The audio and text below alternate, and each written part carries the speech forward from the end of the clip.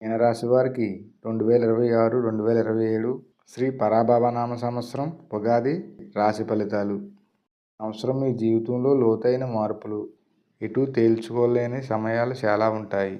రాశివారు గుర్తుపెట్టుకోవాల్సింది ఉగాది తర్వాత గురువు మారిన తర్వాత బాగా మార్పులు ఉంటాయి. ఈ మార్పులు మీ నిర్ణయాలు, మీ భవిష్యత్తుని ఏ విధంగా ఉంటుంది అన్నది తీర్చిదిద్దుతుంది. ఆలోచించి నిర్ణయాలు తీసుకోవాలి. ఈ మీనరాశిలో పూర్వభద్ర 4వ పాదం, ఉత్తరాభద్ర 1, 2, 3, 4 పాదాలు, రేవతి 1, 2, 3, 4 పాదాలు. ఈ 9 పాదాలు మీనరాశి జాతకులు. రాశివారికి ఈ సంవత్సరం ఆదాయం 14, వ్యయం 11. ఖర్చులు తగ్గుతాయి, బాగుంటుంది. రాజపూజితం 7, అవమానం 2. ఈ సంవత్సరం మిమ్మల్ని సపోర్ట్ చేసే వాళ్ళు ఎక్కువ మంది ఉంటారు. మీ మాట విలువ పెరుగుతుంది. ఈ రాశివారికి గురువు రాశ్యాధిపతి అవుతున్నారు. ఈయన పంచమ భావంలోకి ఉచ్చస్థానంలోకి వెళ్తారు.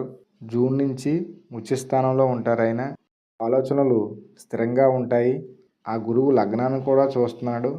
గతంలో చేసే తప్పులన్నీ ఇప్పుడు సరిచేసుకుంటారు. కొన్ని పనులు ఆటంకం లేకుండా సాగుతూ ఉంటాయి. ఎందుకంటే లగ్నంలో శని భగవానుడు ఉన్నాడు. గురువు లగ్నాన్ని చూస్తున్నాడు. శని భగవానుడు లగ్నంలో ఉన్నందున కొన్ని పనులు బాగా లేటుగా జరుగుతుంటాయి.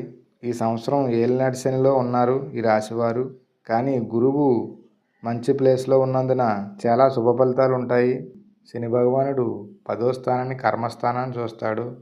ఉద్యోగ విషయాల్లో, ఉద్యోగం, వ్యాపారం, మీ వృత్తి విషయాల్లో చాలా ఛాలెంజ్లు ఉంటాయి. వాటిని అధిగమించి ముందుకు సాగగలిగితే అన్ని విధాలుగా శుభ ఫలితాలు ఉంటాయి.